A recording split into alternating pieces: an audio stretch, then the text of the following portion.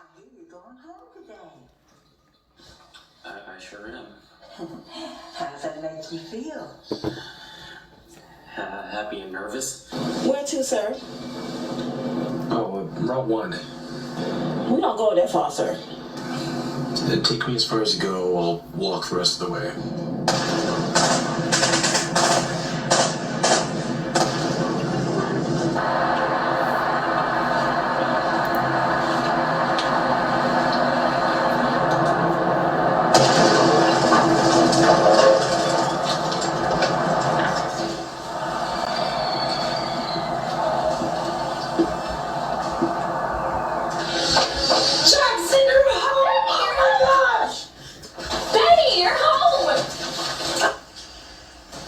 Well, I've heard that she's seeing somebody. You got her daughter! Hey, what's up, Jackson? How's it going? Oh, man, great. How you been? Good. Same old.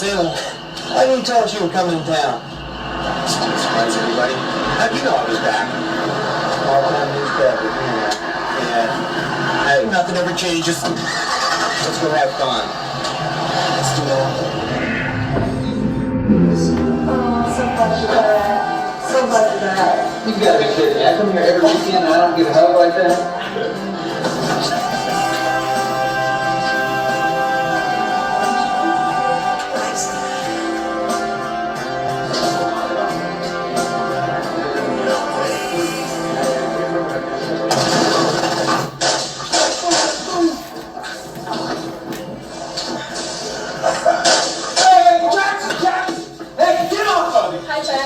What are you doing? Get off of me! Jackson! Come on! Oh, what are you doing, man? You okay? Yeah. Come on, I gotta get out of here. Yeah, man, sure. Come on, whatever you want. Let's go. Yeah, I'm sorry. I don't know what happened. Keep walking, Jackson. Didn't ask him not to leave. His little girl had big tears in her eyes when she said, Daddy, are you leaving me?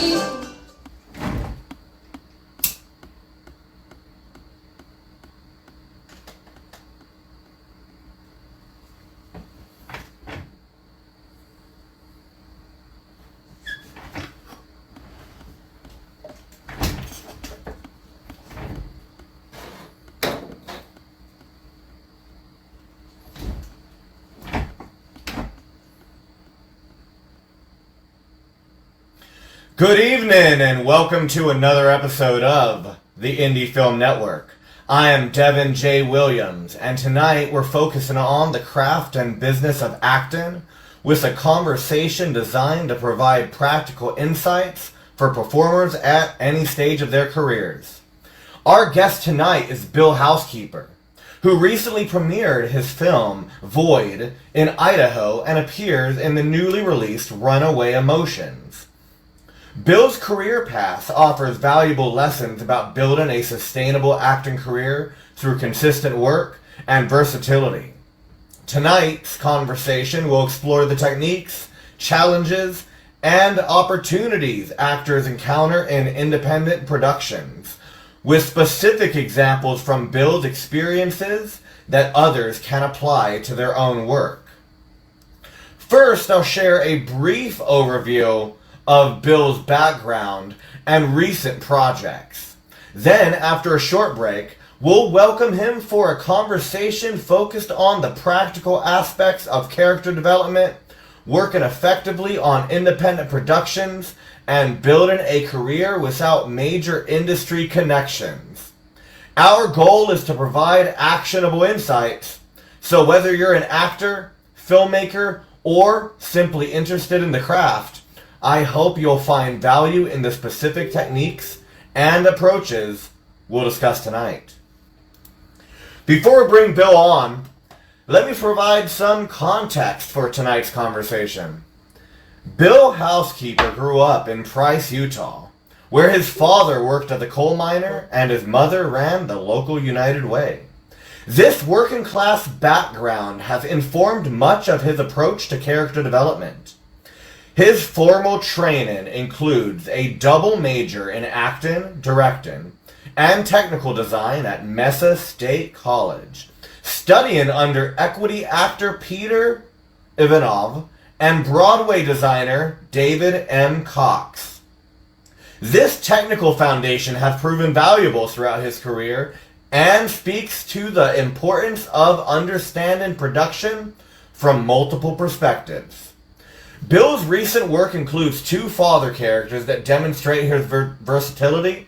In Void, he portrays an abused husband whose daughter runs away due to domestic violence, while in Runaway Emotions, he plays a different type of father whose son struggles with relocating to a new town. He also recently appeared in a music video where his character meets an unexpected end by golf club after intervening in a couple's argument. These roles represent the kind of varied work that sustains many working actors. Not always high profile or glamorous, but requiring genuine craft and commitment. This is the reality of building an acting career outside the mainstream system. And it's what we'll explore in detail tonight. Now, in just a few moments, after a short break, we will be bringing on our guest. Just give me a few minutes and Bill will be on air.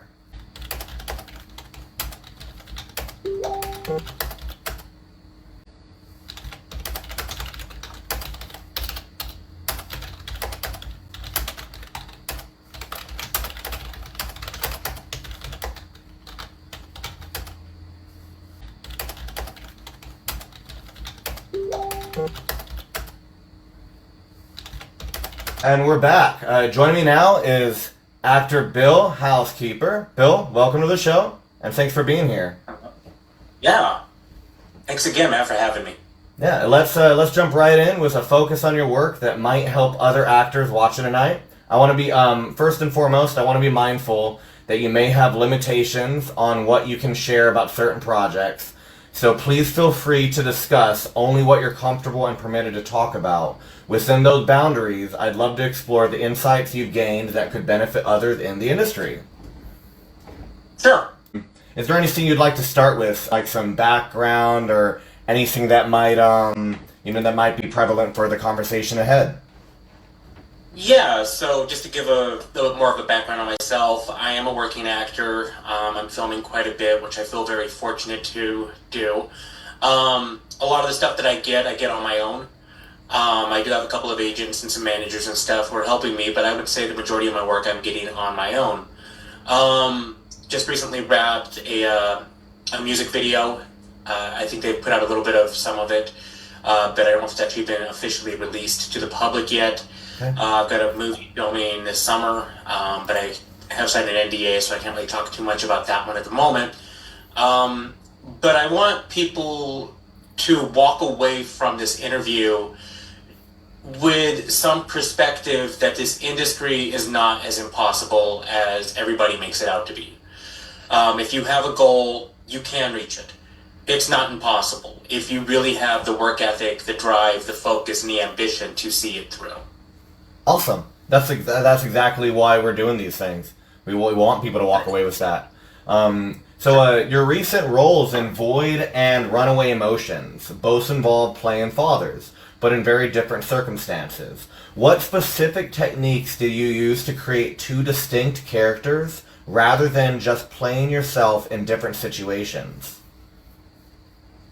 So that's a good question. Runaway Emotions is, I found him to be a very good father with a teenager who was just having a hard time adapting to the city that we have moved him to because of my job. He goes through, he's a teenager, he goes through a lot of teenager traits. He has a hard time meeting people, can't seem to fit in. And he's recently gotten to the town, so he hasn't even given it much of a chance. And my character comes in, very lovingly, very like, hey, just give it a shot. It's going to be all right. Now, how I had approached that character was, my father was very similar to that. My dad was very caring. He was very supportive. So really, I guess I did pull a lot of the traits that my dad had raised me with, and I tried to bear that into the character.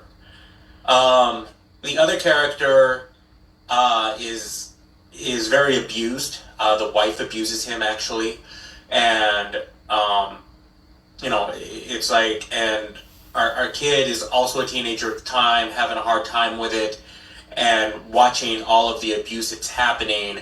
And so, two completely different characters, two completely different families, in Runaway Emotions. My wife is also, a very good mother. In Void, the wife is not a good mother, not a good wife. So when you come to that kind of stuff,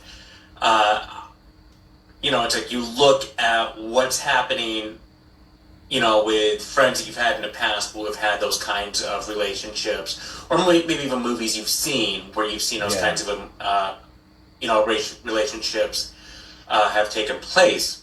So you really kind of go off of what your life experiences are. And I'm a Meisner trained actor, and that's what Meisner really kind of focuses on is, look at what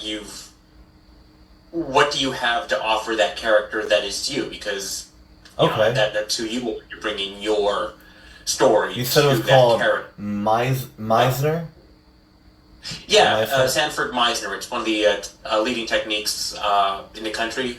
You had, at the time, you had Strasberg, you had Adler. Strasberg was the Actors Studio. Adler also, I'm not Adler trained. I have worked with a lot of Adler actors, and I have a really good respect for them. It's a very good technique. And Meisner and Adler were actually both really good friends up until the day that they both died. And I was taught Meisner in college, and I really liked it a lot. So when I came out here to LA, I continued on with it from Playhouse West. Fantastic. When preparing for emotionally demanding roles like the abused husband in Void, what research or preparation methods do you find most effective for creating authentic performances?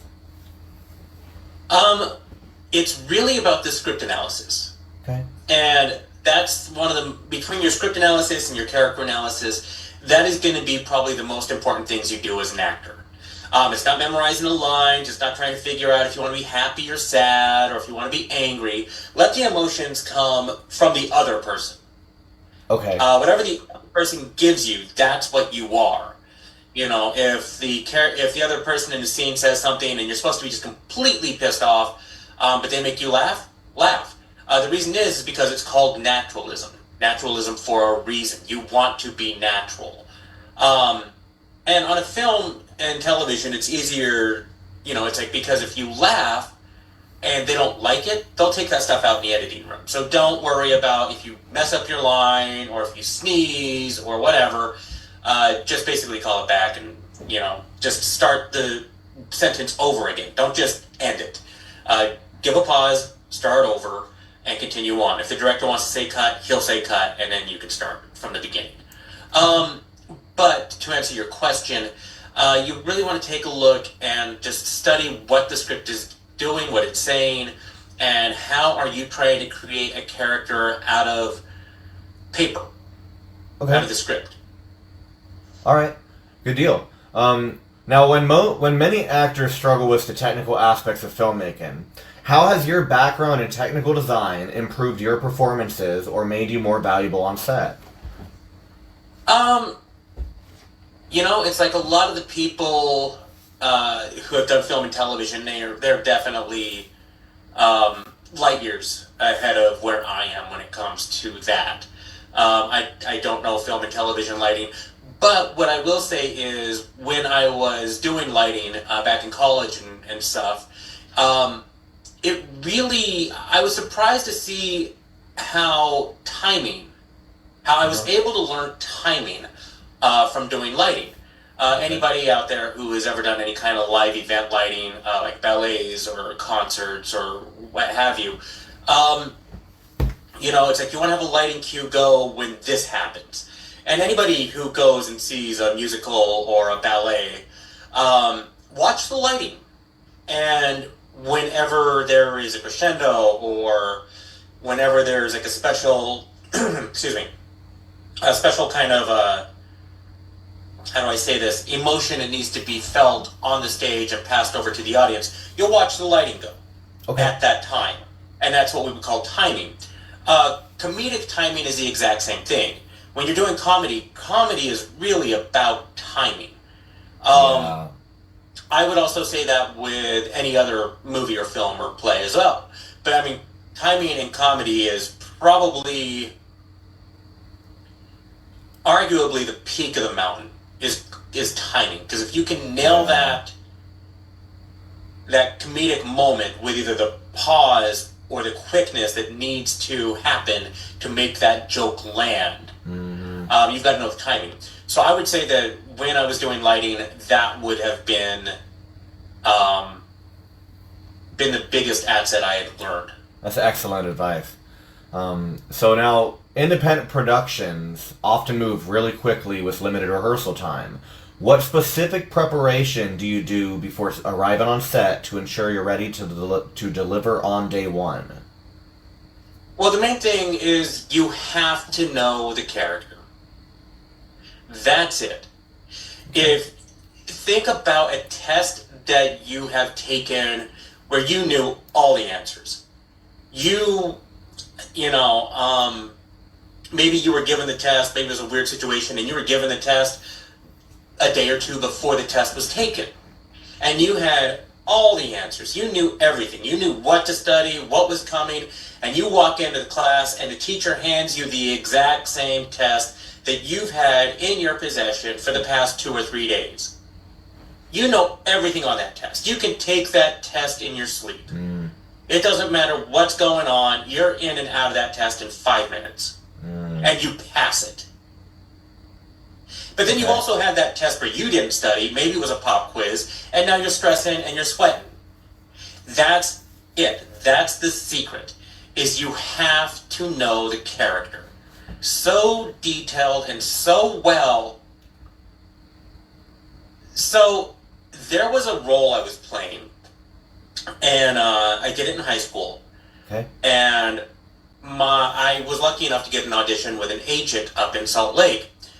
And I do not know why, but my parents decided that we were going to go to Salt Lake the night before. Maybe go run around town, go see a movie, just hang out.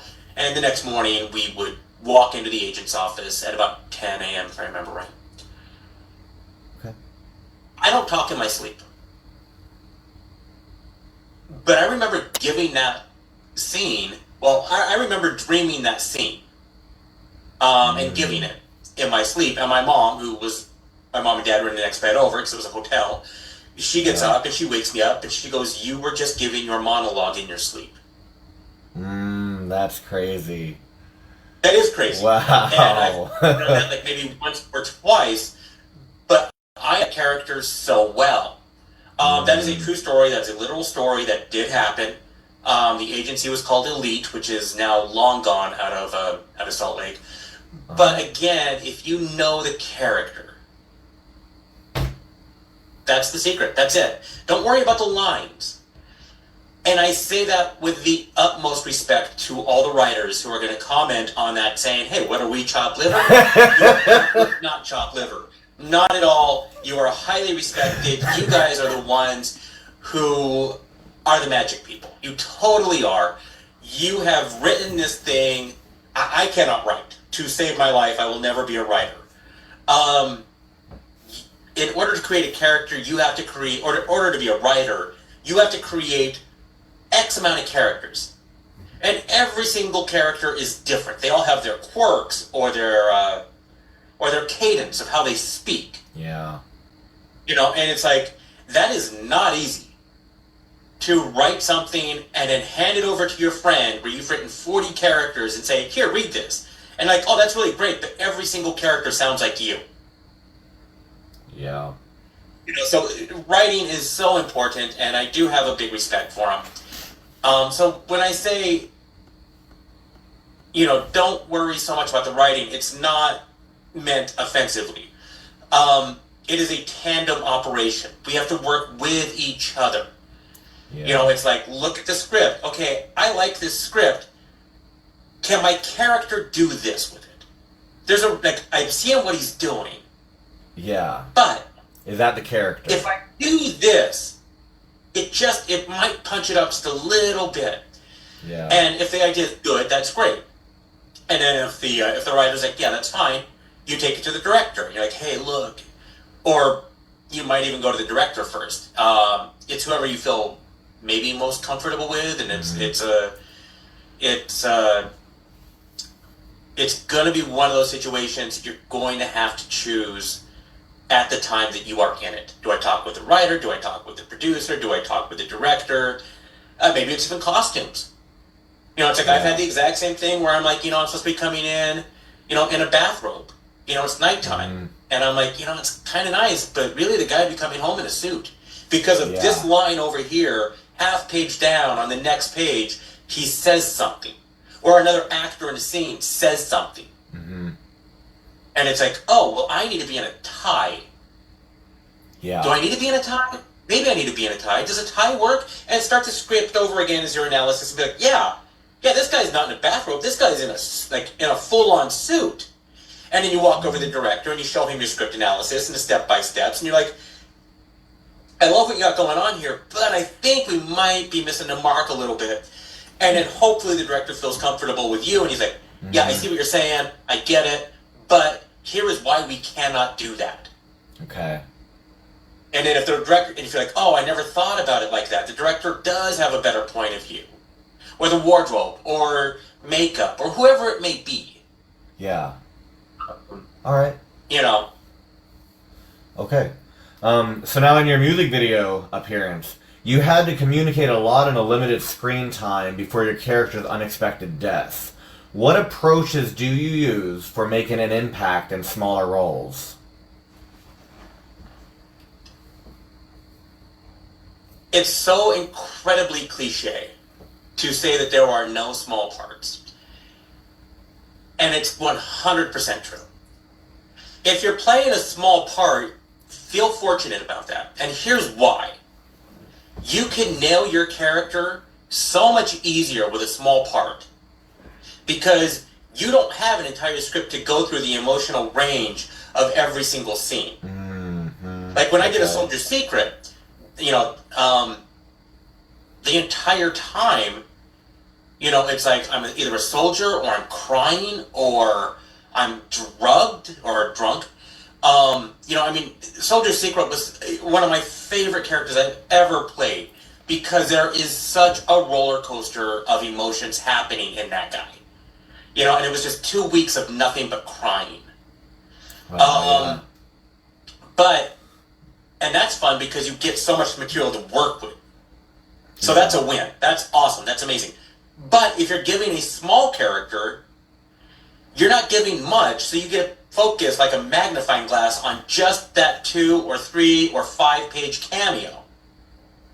So it's like you still have what's the question? Who was in the movie The Silence of the Lambs?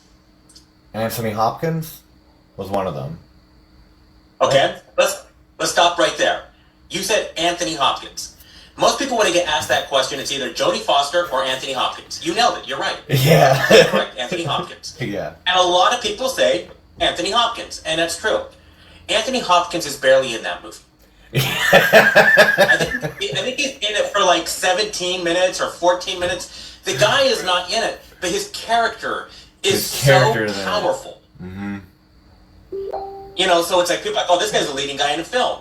No, he's not. It's Jodie Foster. Oh, it was that, like a... But you... I see what you're saying. I get what you're saying. Yeah, so it's like, don't worry about having a small character. Don't worry about that. How much attention and focus can you put into that character to make him just take over the entire film? Oh, that makes sense. Because I've seen a lot of movies where the character wasn't in it that much, but you're like, man, I love that character. I want to see that character come back on the screen. Like I've seen things like that. Anthony Hopkins was one of those examples. I guess. Yeah. Okay. So to you actors out here who are like, I only got a small part, it's not that big of a deal. It's as big of a deal as you want it to be. It's like those villains that like aren't really in it as much, but you like love that villain so much, so you're like, man, I hope, like Loki. Like Loki's not in the Avenger that much. He's one of them. I love Loki. He's like my favorite character in Marvel, but he wasn't in it that much. But you love seeing him. Right. So I get that. Okay.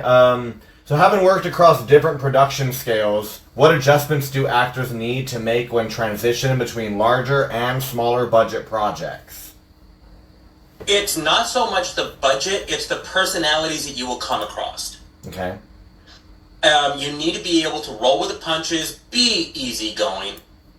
You know, it's so important to just be like, you know, I'm going to be here for just walking every day knowing I'm going to be here for 24 hours. And if I leave before 24 hours, that's amazing. Don't be like, I've got to be out of here in 8. Mm-hmm. Don't be like, I've got to be out of here in 10. Just be like, you know, I'm going to be here for 24 hours.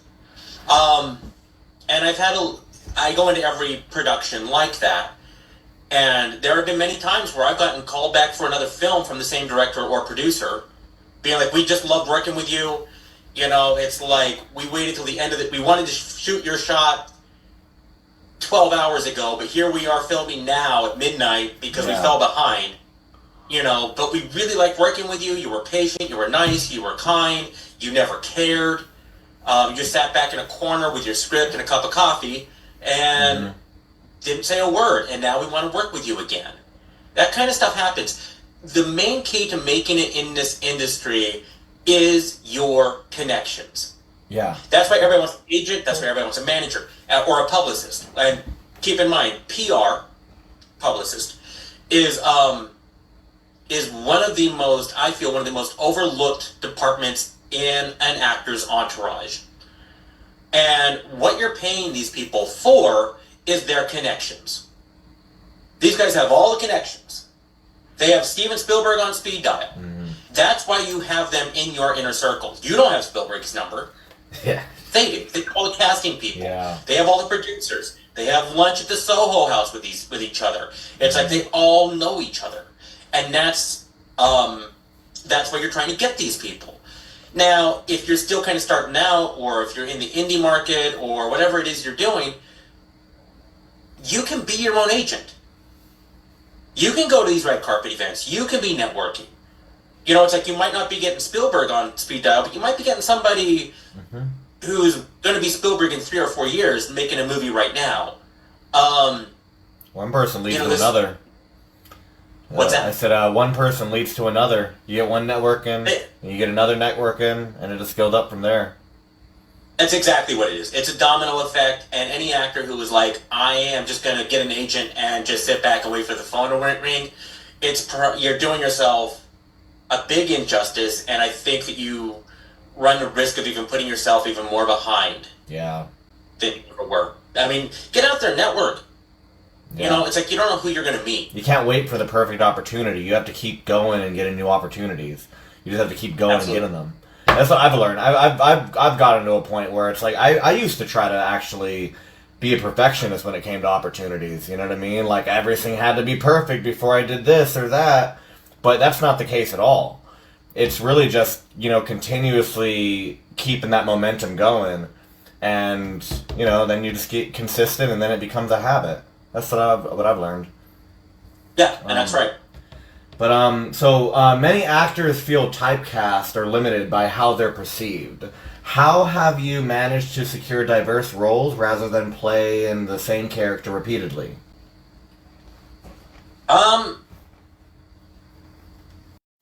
I would say auditioning. I would say personality. You know, and it is a little bit of a challenge to be able to get out of that.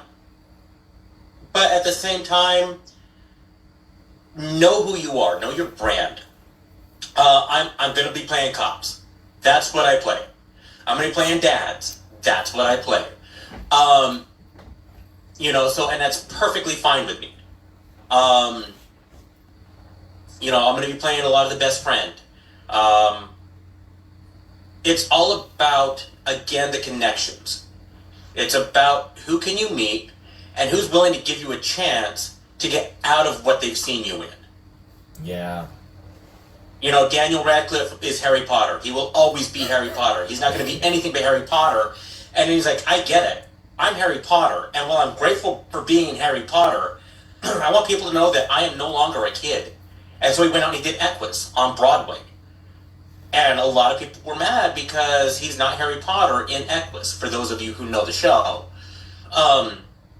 But he walked out of it going, yeah, I have range. I can do other things. I'm a professional actor.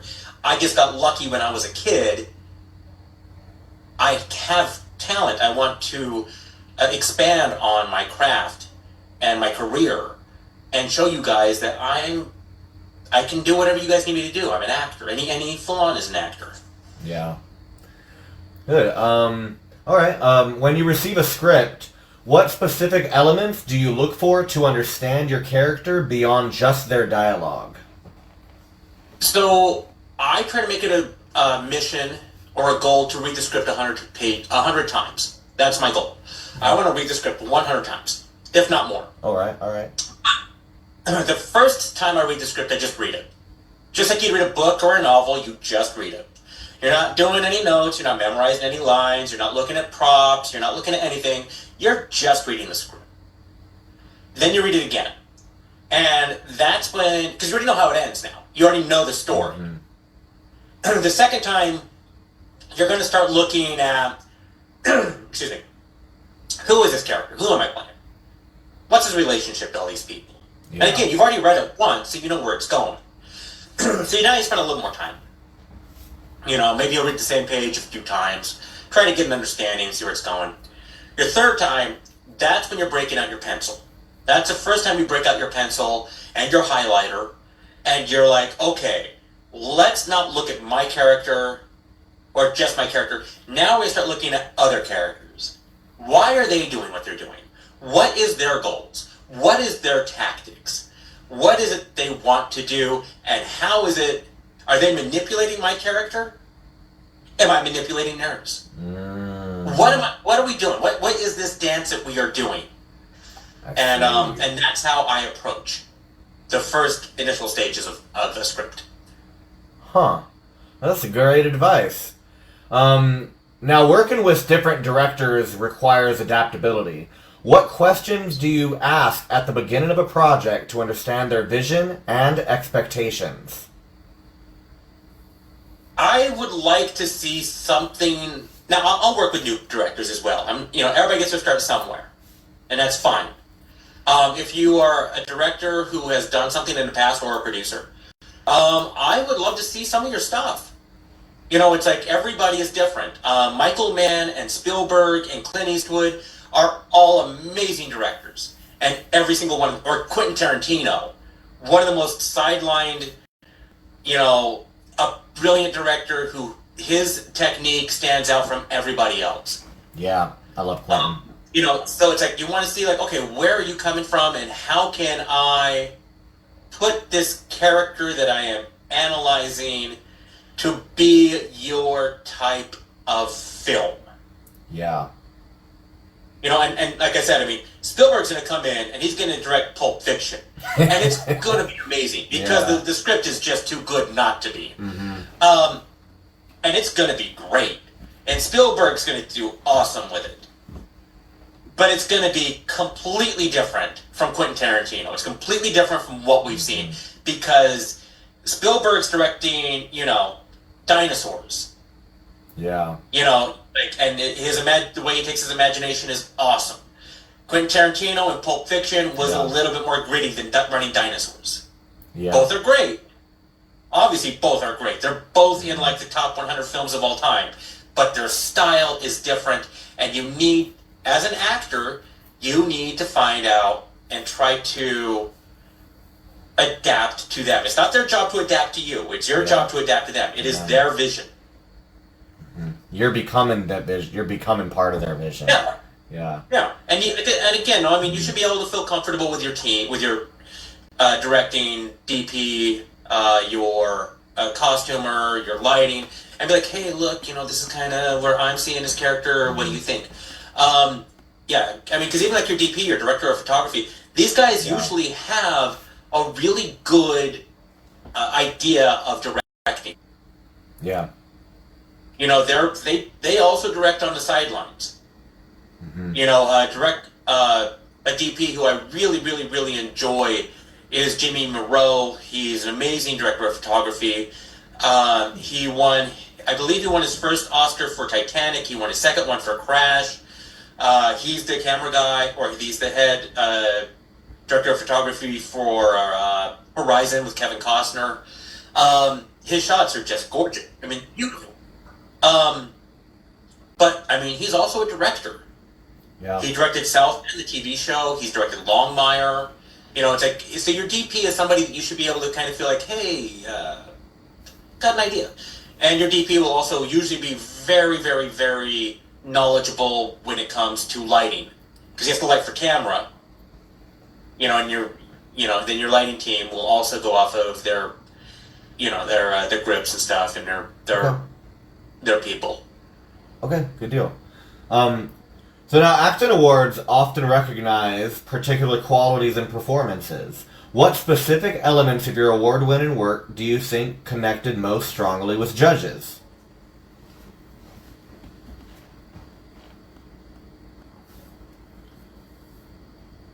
Well, I would probably have to say A Soldier's Secret. Just because of the important impact that it had. I mean, you're talking about a character who was based off a real guy. Okay. So there's that element. So that's a true story. It's like a it's a true story. Okay. And I would say that the judges were not so much at the festival, but the fans who had seen the film who are walking up to me afterwards saying thank you. And again, going back into the character, so we had two camera people on the set. We had Mike and Linda. And Linda was, she was the mother of Carl. My character's name is Jackson. Jackson is based off of Carl, her son. Mm-hmm. And there's a part where I am in a hospital and I am talking with somebody, a counselor, therapist, and Linda says cut. She's directing as well as camera, and it's an indie film. Okay. And she gets up and she starts to cry and she walks out of the room. And I'm not really too sure what's going on.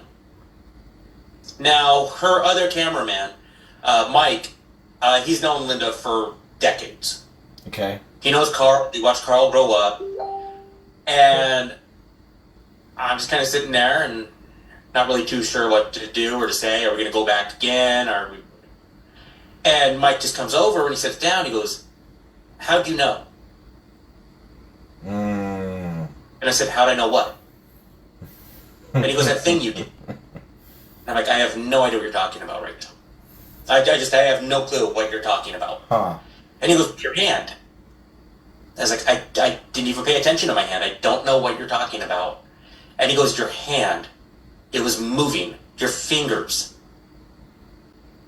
How'd you know? And I said, I didn't even know I was. I'm not sure what you're talking about. I'm completely lost in this conversation. And he goes, that's exactly what Carl was doing. Oh. That's creepy. Yeah. That's creepy. That's how you know That's when you have crazy. a character. Wow, yeah, that's crazy, man. Okay. Now that leads me to my next question here, actually. So for actors in small towns or outside industry hubs, what concrete steps would you recommend for finding opportunities and building a sustainable career? So I grew up in a small town. Yeah. My hometown is extremely small. We're in the middle of nowhere. We have a community theater. We had a high school theater who put on a show twice a year, if I remember right. And then we had the college theater, which would put on about 4 shows a year. If we sold about 60 tickets that night, we were doing pretty good, and our houses would hold between, well, the Gary Theater held 600 and 600-ish, and I believe our auditorium in high school held maybe 1,000, maybe? I could be wrong on that number. It was not a big, strong community for theater. It was hard. Uh-huh. When there's nothing going on. You have those shows. You put up 2 community theaters, 2 high school, and maybe 4 college productions, which you're probably not going to get an audition for unless you're a college student, on average. Actors right now have the best opportunity ever to make it. Yeah. Ever. Hands down. You all have iPhones. I mean, Spielberg was lucky enough to get a camera somehow or another in the 60s. Maybe his parents got it for him or whatever it was. Maybe he got a summer job. I don't know. But he got a camera, and he started making movies. He was like 8 or 9 or 10 or whatever. And when you start making films that young, you are so ahead of the game. Because you're going to screw up everything when you first start. Yeah. So by the time he's 20, he screwed up everything. He knows what works. He knows what doesn't. And to anybody out there going, well, I don't know, should I do it or not do it? I say the sooner you start, the better. Yeah. Start making mistakes now, because that's how you're going to learn. And with iPhone technology right now, and I'm going to prove this point. I'm just going to knock it right out of the park right now. Anybody who's out there going, well, you can't really do much with an iPhone. What about TikTok? How many people are just making little tiny skits on TikTok and becoming viral? Yeah. And now you... Well, now we're in 2025, and it's like you can make a whole movie with your phone, and it'd be good. And, like, I've seen... There was, what was the movie? It was, like, Scorn, or it was some movie that was shot entirely on an iPhone, and it was, like... It did crazy. Like, it did crazy numbers with it. You can do that now. Yeah. And the thing is, before, like when I first got to LA, 20 years ago, it was the regular gambit of information. Go get cast in something, wait for your footage, go take your footage down to an editor, all of your footage, get 2, 3, 4 movies if you're lucky, take them to an editor, so now you've wasted about 2 years trying to get the 4 movies you made, take it to an editor, he's going to have, like, I don't know, maybe a week to 4 weeks, and then you're going to get your stuff back, and then you're going to make copies of the VHS, and you're going to send that stuff out. That gets expensive. To send a VHS copy out to casting directors and agents and managers in hopes they cast you or bring you on. Now, I don't say do that. In fact, I am still putting my website together. I'm far behind on this. But don't put a demo reel together at all. Don't. Go get a recording of the show that you've done, edit the clips down to it's just you, and you put that on your website. Or you put it on your YouTube. Ooh, that's smart. That's what you need. That's smart. Like things you've already done, you just condense those down into what the clips you need. So and then put them on your website under Reels or your YouTube channel. This is this. You don't have to make a montage of every movie you've done. Just have like serious role, police role, this role, that role, and then somebody's going, I'm looking for a serious cop. Well, here you go. Go to my website, look under serious cops under Reels. Done. So you guys now have, this is the best time.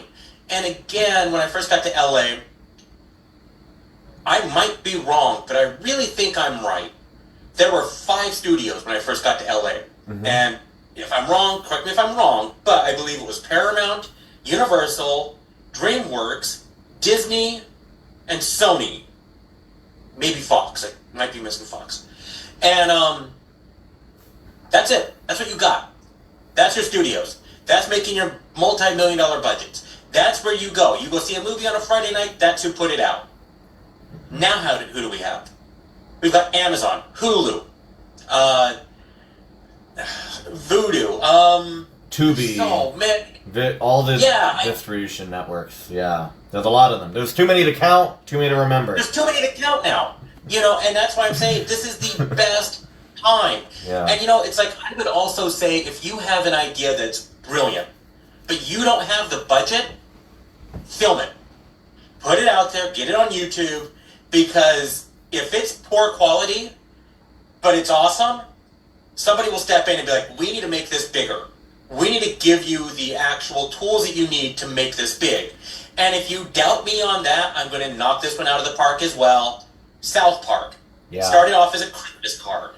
I really like I really like your perspective. I really like your perspective because that breaks the barrier that a lot of people have, and everybody has a phone now, and people are like, oh man, I don't have this, I don't have that, but really, if you should start with your phone because it's less expensive and you're gonna make mistakes, but cheaply.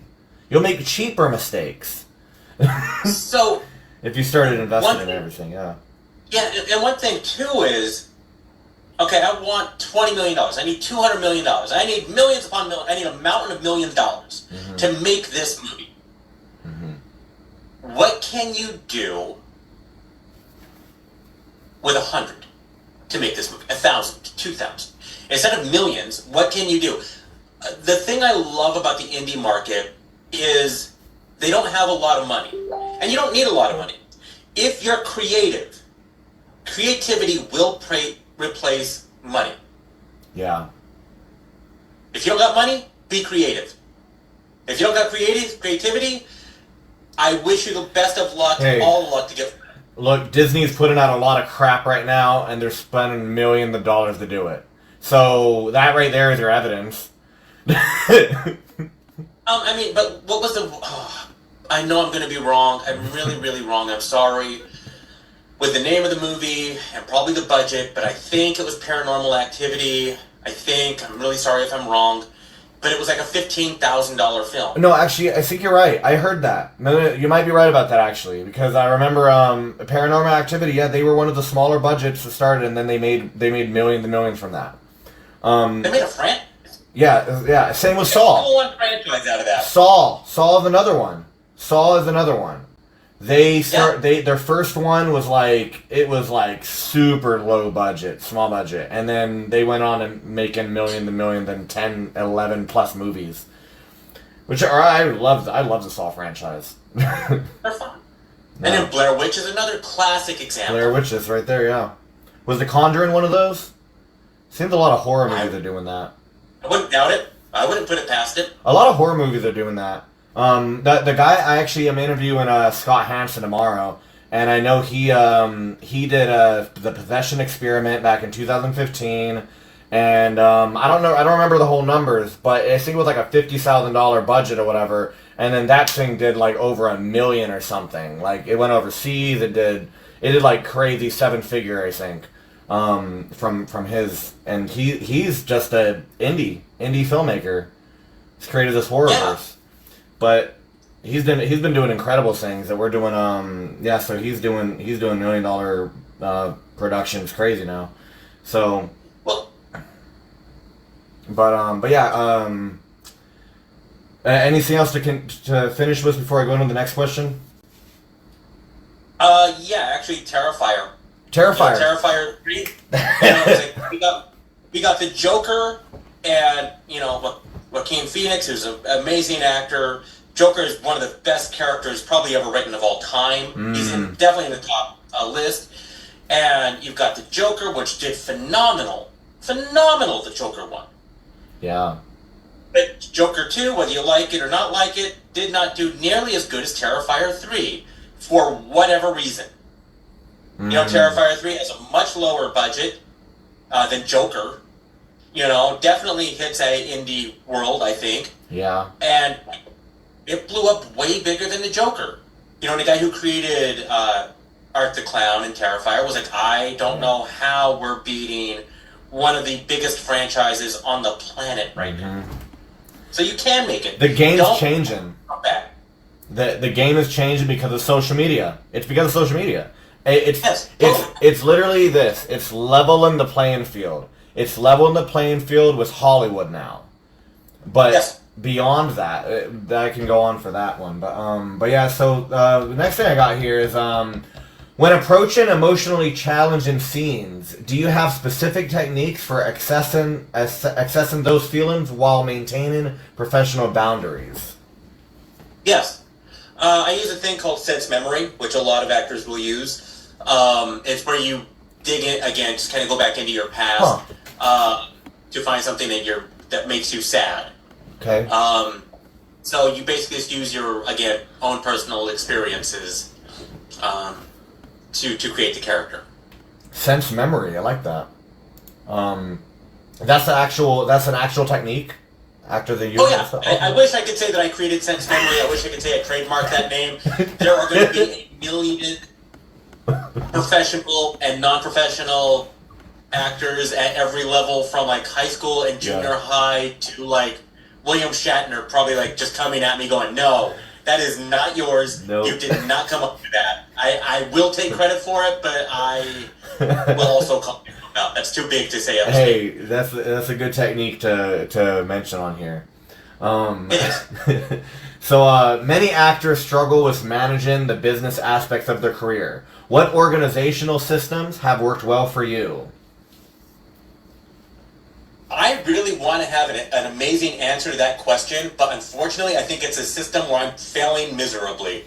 I am doing my best. I'm still out there. Like I keep working nonstop. When I fall behind, when people are like, "Hey, can you do this for me?" Like, "Oh, yes," and it's always like right there. Like I know I've got to do it, but I always have other things that need to be done. And it's not that one is more important than the other, because it's not. It's just more of what is more required, what needs to be done faster.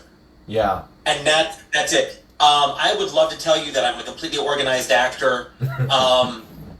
It is probably my strongest quality in this industry at the moment, and I need to get better with it. Okay. And if anybody has one, please let me know. Good, fair answer. So technical skills beyond acting can create additional opportunities. Which skills have you found most valuable for working actors to develop? Ooh, well, that's a good question. So, I would say this. If you really like this industry, I would recommend doing anything in it that can have a flexible schedule, whether that be production itself or lighting or sound or anything like that. The thing is with being an actor is you have to be flexible. And in college, we were always told, I had an amazing acting teacher, and he was like, you're gonna move to New York or LA, and you're going to become a waiter. That's what you want to do. You want to become a waiter, because then you're going to get free food, you work at night, and during the day you have time for auditions. And that's just what you're going to do. And I'm pretty sure that that's what a lot of actors have heard, because that's what a lot of actors do, is they go and become waiters. Mm-hmm. I find that to be difficult, because after work, I've been a waiter many times. One of my favorite jobs. I love the restaurant work. I always have. I just like acting more. Of course. So when you're done at the end of the shift at 2 o'clock in the morning, you're still going off of the adrenaline or the work, or you just want to unwind, or whatever it may be. And we would always just go over to, like, me and my friends would just go find another restaurant to go to, like a 24-hour place, and get a cheeseburger. It's like, okay, we're going to get a cheeseburger, fries, and a Coke. It's 2 o'clock in the morning. Here we are.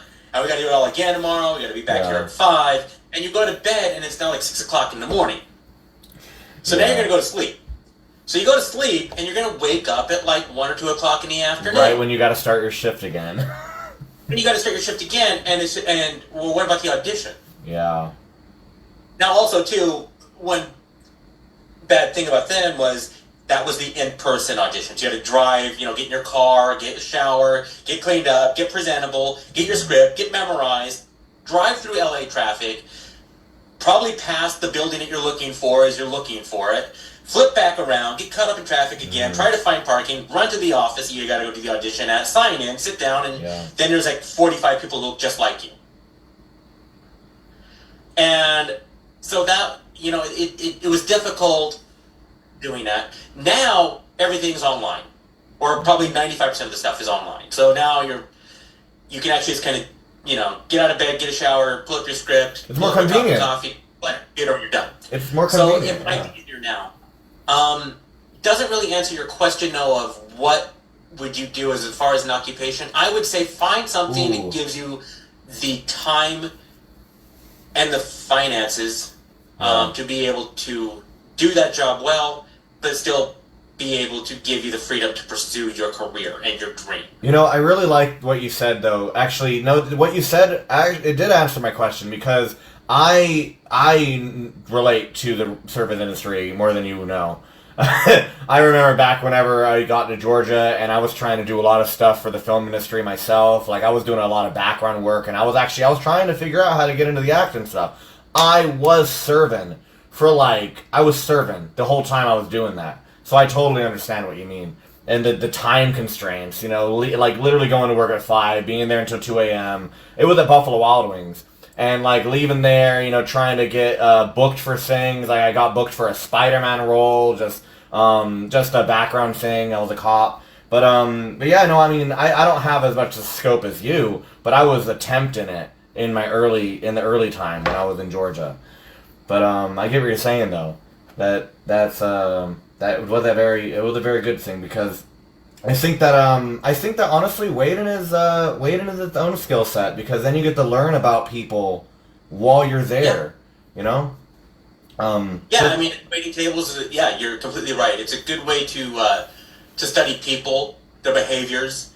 You know, you're going to see people fighting. You're going to see loving couples. You're going to see all kinds of stuff, and then you know you will also be a character at that restaurant. I mean. There's so much activity that it is a prime place to be as an actor, I think. Also, if like you get if you get a role as a waiter, now all of a sudden you're like, oh, I know how to do that. I got special skills for this role. So yes, absolutely. So. It's good. I wanted to specifically highlight that, because a lot of people I know struggle with that. They struggle in this industry, and a lot of them are waiting tables, and they think it's something wrong with that, when there's nothing wrong with that. You got to do something while you're trying to make it in the industry. I understand that. Now, I would say I did background work for 3 years after restaurant work, and background work, I really enjoyed it. I enjoyed doing that. You know, it's a good thing, because that will give you the flexibility. Mm-hmm. You know, if you know that you have an audition coming up the next day, or in a couple of days, you can call up your calling service, or just, you know, and say, hey, look, book me out that day because I have an audition I need to do. So that is one of the jobs that will help you get the freedom I'm talking about. Mm-hmm. Plus, anybody who has done extra work knows there is way too much food. So you will never have to buy groceries. You're going to be eating breakfast, probably. You're probably going to get lunch. You know, you've got craft service all day long. So, I mean, that's a good way to save some money, because groceries are expensive. And, you know, so it's like doing extra work is a good opportunity. And being an extra is acting. It is. It might be a different type of acting. You know, it's in its own category. You know, you've got leading man, you've got character actor, you've got background. You've even got commercial acting. All of those, or theater acting. I think that they all have their own place. You know, so background work is acting, and it kind of says it's also a good place for you to build a character in a very minor sense. Nobody's going to see it. Nobody's going to care. This is for you. This is your practice. There is whatever choice you make. There is no right or wrong, so it's okay if you screw up. It's a good time for you to play with that character. Yeah. You know, it's like, well, I'm an office guy. I'm sitting at a desk. What are you doing at the desk? Are you reading a book? Are you answering the phone? Again, it's all pantomime. You're not actually really speaking when you do this stuff. You know, it's like, are you drinking coffee? Yeah. You know, and when maybe you're doing all three of those. Like maybe you're on the phone, flipping through the book, trying to find the information of what it is you need to find, and you're still, you know, you're drinking your coffee, you know, and you're stressed out because the guy on the phone's yelling at you because it's your boss. So it's like, these are ways to make small characters. You know, think of it kind of like an improv scene. When you go do Second City, or if you go into like Groundlings or any improv class, you go up, or any even acting class, you go up there, you make your character, and nobody cares about it, and you get off the stage and you're done. It's never going to be shown to a live audience other than the 30 people in the class. But you still created something. And if something you really enjoy, maybe that's a character you can take to a set when you do have lines. Yeah. So it is definitely acting. Again, it's its own category. Yeah. And, you know, so it's like, well, I don't want to do this kind of acting. There's nothing wrong with it. There's a lot of people who say, I don't want to do theater acting. I don't want to do commercial acting. You can turn down what kind of act. I won't do background work anymore just because I have chosen to be a different kind of actor. Yeah. But when I was there, I met a lot of professional extras. All they wanted to do was do extra work. That was their goal in life. They've been doing it for 20 or 30 years. They got the free food. They walked around in the background. They had a great time. They knew all the cast. They knew all the assistant directors and the wardrobe because they've been doing it for so long. And they were like, yep, I have no responsibility whatsoever. I come in, I walk back and forth, and I leave. And that's my job. And I get paid, decently. You know, and if you're union, you get paid more. And they're like, we got our SAG card. We're in the union. We're done. Now we're going to keep on doing it 30 years. Good deal. All right, so we got 2 questions left. Okay. Cool. So looking at the current independent film landscape, what types of roles or productions do you see offering the most opportunities for working actors?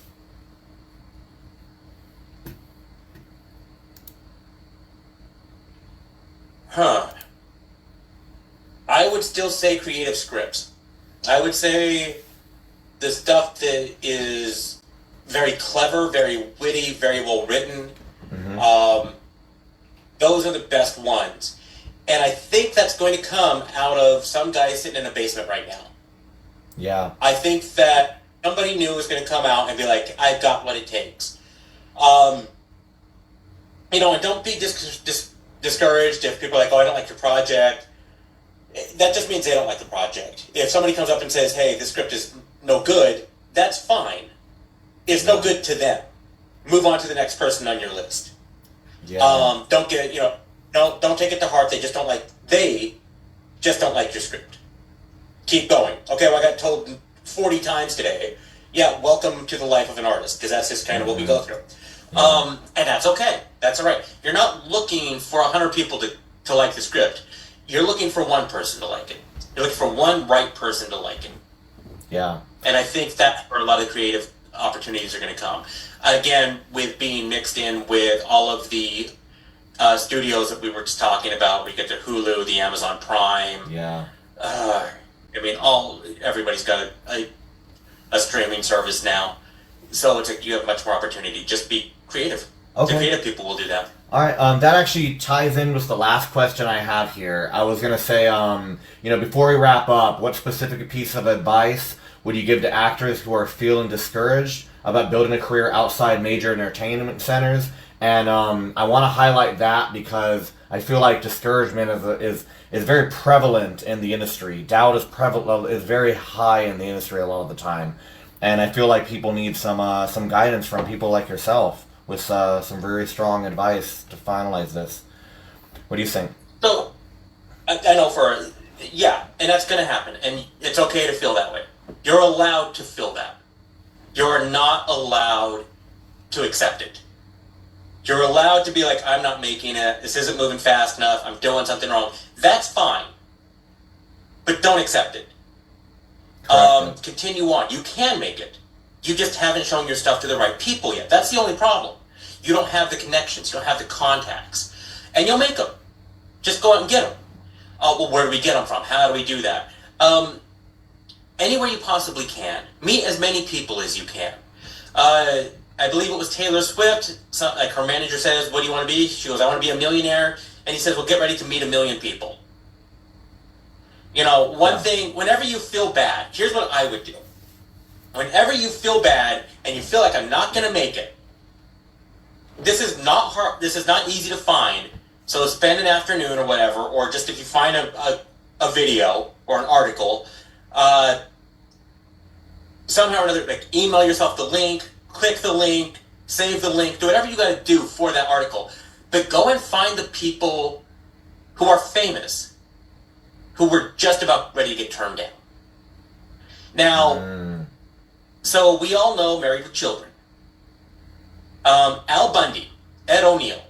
And you can find this. This is on YouTube. You can YouTube search him, how Ed O'Neill landed the part of Al Bundy, and I believe he was talking,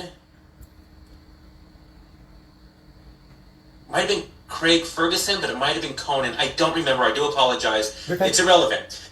The thing is that he was playing Lemmy in Of Mice and Men off Broadway. And for those of you who don't know the show, you should check it out. It's a beautiful show. Of Mice and Men is powerful. But Lemmy is kind of like the slow guy. You know, he's extremely strong, good-hearted, but really has some mental problems. And that's who Ed O'Neill is playing. In an off-Broadway, like 100-seat theater, and this guy took his card, said he did really good, and he went back to his studio, whoever it was, I guess it was Fox, and a year later they're trying to cast Married with Children. And Ed O'Neill, well, they can't find the guy. They can't find this Bundy character. They've got all these actors coming in, and they're like, we just can't get this guy. So the guy, the producer guy or whatever, the one guy of the show, he's like, I want to bring in this actor I saw from Of Mice and Men a year ago. And it's like, oh, we'll try anybody right now, because we're not finding anybody. So they bring him in, and Al, or Ed O'Neill, looks at the script, he goes, yeah, I'll come in, and he made the character based off of his uncle, a lawyer. And that's who Al Bundy is based off of, is Ed O'Neill's uncle, a lawyer. And so the producer of the studio, they do a read-through with the cast, and the guy's like, this guy's not got it. We can do it, we can find a better Al Bundy. Ed O'Neill is not the guy we want. Yeah. And they're like, we really kind of like him. And he's like, it's your funeral. And of course they cast him, and a few years later that producer was like, you know, I was kind of wrong about this guy. And these stories happen all the time. Leonardo DiCaprio, what was the Western with Sharon Stone and Gene Hackman and DiCaprio? The Quick and the Dead? Is that what it was? I couldn't tell you. So this was in the 90s, and nobody wanted DiCaprio. Leonardo DiCaprio. Nobody wanted this guy. And Sharon Stone was the producer. I'll take a pay cut to bring him in. So this was DiCaprio's story at the beginning. Yeah. Huh. Well, Ed O'Neill was Married with Children, but yeah, The Quick and the Dead, nobody wanted DiCaprio, and Sharon Stone said, I'll take a pay cut to bring this guy in. That happened with Sylvester Stallone, too. Sylvester Stallone, whenever he did Rocky, apparently he sold his dog. Did you hear that story? You didn't hear Absolutely. Please tell it. Because, you're right. I mean, it's great to be told. Yeah, no, it was Sylvester Stallone. He sold his, I guess he sold his dog, and then he bought his dog back. But he wanted to be Rocky. He wanted to be Rocky in his own film, and he was an unknown. And I think they wanted to cast someone else entirely who had a name at the time. And Rocky ended up making history. We don't really even need to tell the rest of that. Everyone knows Rocky Balboa. And then Harrison Ford couldn't get an audition for Star Wars. Yeah. He sent in a headshot, and he said, no, go build this, I think it was an elevator door frame at the building that the actors all had to walk into to go to the second floor to go to the audition. And Harrison Ford's like, well, this sucks, but I need the money. Yeah. I'm a carpenter, I'll build it. You know, and he ended up just getting lucky to be a reader. Didn't even audition, just was reading with the other actors. And, you know, Lucas had heard him off on the side, says, no, this is Han. You know, it's like, these stories exist. Yeah. You know, it's like, you can make it. don't worry if you get told no. Don't worry if you get overlooked. Don't worry if you get fired. Eric Stoltz got fired off of Back to the Future. Eric Stoltz had an amazing career. He had Mask. He had Pulp Fiction. I mean, he's an amazing actor. Prophecy. So it's like, the advice I have to other actors out there, you can make it. You have a better chance now than you did 20 years ago. It's all about your passion and your focus. How passionate are you about making it, and how focused, and how hard do you want to work? Yeah. I'm constantly reading acting books. I'm constantly watching movies on acting. Anything on Masterclass right now, I'm really enjoying. It's kind of it's $180 for a year. Oh, Masterclass. Masterclass.com. Natalie Portman's teaching acting. Samuel L. Jackson's teaching acting. I've seen that. Yeah, I mean, Aaron Sorkin's class, I've only made it through a little bit of it. I watched some of it. I watched some of his class. I watched some of Werner's hers. How do you say his name? You know what I'm talking about, right? Werner Herzog. Yeah. I saw some of his class too. So it's on my list. I haven't gotten to it yet. Yeah, Masterclass. I like that. I'm glad you mentioned that because that's a great resource for sure. There are some free sites as well that I recommend. Mm-hmm. Okay, what sites, what resources do you recommend? That's a great closure here, actually. Go to YouTube. Wendy Elaine Wright. Wendy Elaine Wright. Watch all of her stuff. Watch it all. She has been an agent. She's been a manager. She's in the game. She knows what she's doing. She knows what she's talking about, and she is obsessed with actors. Okay. So she's going to tell you stuff from an agent manager's point of view. This is what we want to see. You want to do this. And she's been doing this a long time. I don't know how long she's been doing it, and if she's watching it, she's going to completely just yell at me, but I want to say maybe decades. She knows what's going on. She's keeping up with it, and she wants you to succeed. Another person that I really recommend is the Actors Academy. Okay. I think is what it is. His name is Chris. That's all I know about the guy. But he has a master's degree in acting. He's a young kid. Mm-hmm. And he will tell you things about, a way to approach a character. And what you should do, what you shouldn't do. Do this, do that. Yeah. That's who you want to be listening to. Are people who know what the game is about. How to play the game. And also, too, let me say this. As an actor, you are in the middle of the ocean. Mm-hmm. And you don't know which way to swim. And if somebody's giving you something, I would say try it. And if you don't like it, go another direction. And see if you find something you like. But if you like it, you're kind of like, I want to keep on going down this rabbit hole. Keep going down it. Maybe it will lead to something else. This is all clicking. Oh, this. Oh, that. One thing I do, like I said, I've been watching the movies, and then I also, I read books on acting and everything still. Mm-hmm. And I have a little Word document on my computer, and if somebody says something in one of the videos, it's like, oh, that's important. That's something I need to remember. That's important. Pause the video, go over, write that down. Mm-hmm. I've been working on this now for probably almost 2 years now, whether it be books I've highlighted, all that kind of stuff. And then when I'm done with it, I'm going to make my own little 3-ring binder book with little tabs, mm-hmm. and just read it. Just read it once a week, twice a week, and be like, oh yeah, this is what I need to do. This is what I need to do. Also, too, one thing that people don't realize when it comes to this industry, which is extremely important. This is probably the most important thing. Either fortunately or unfortunately, this will probably be the biggest thing I want people to take away from this interview. Have a base knowledge You don't need to be an expert, but you should have a base knowledge in drawing up contracts. The legal stuff that you end up getting, you need to know what it is you're signing. And I get it. You're like, well, it's like I want my agents to read that. My manager will read that. We'll find out. Mm-hmm. But if there's something in there, you should also be reading it. Yeah. It's like I have recently started having dinner a few times a week with an agent. And this has really been extremely beneficial. He's never been an actor. He's been an agent. Mm-hmm. Again, young guy. And he's like, I will look over your contracts for you. Mm-hmm. And I showed him one of my contracts, and he goes, this is completely wrong. He's like, none of this works out. He's like, not only is it wrong, it doesn't even hold up in a court. Mm. He's like, you need to get back in touch with these people and figure this out and redraw it up. Contracts can end your career before it even starts.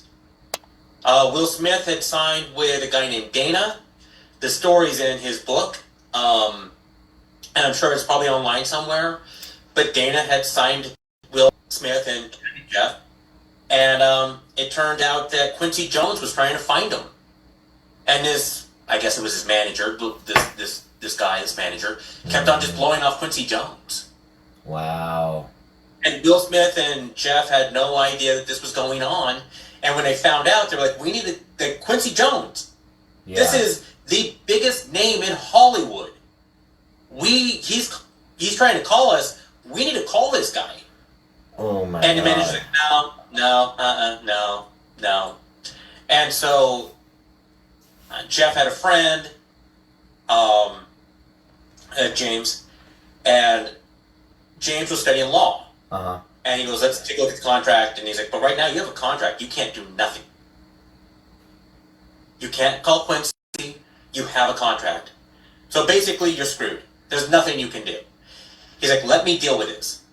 And James went and he found a loophole in the law system in Philadelphia, and it might have been a national thing as well. But Will signed a contract when he was 17, and so did Jeff. When they were 17? They were only 17. So because they weren't 18, they needed to have their parents sign too, and the parents never did.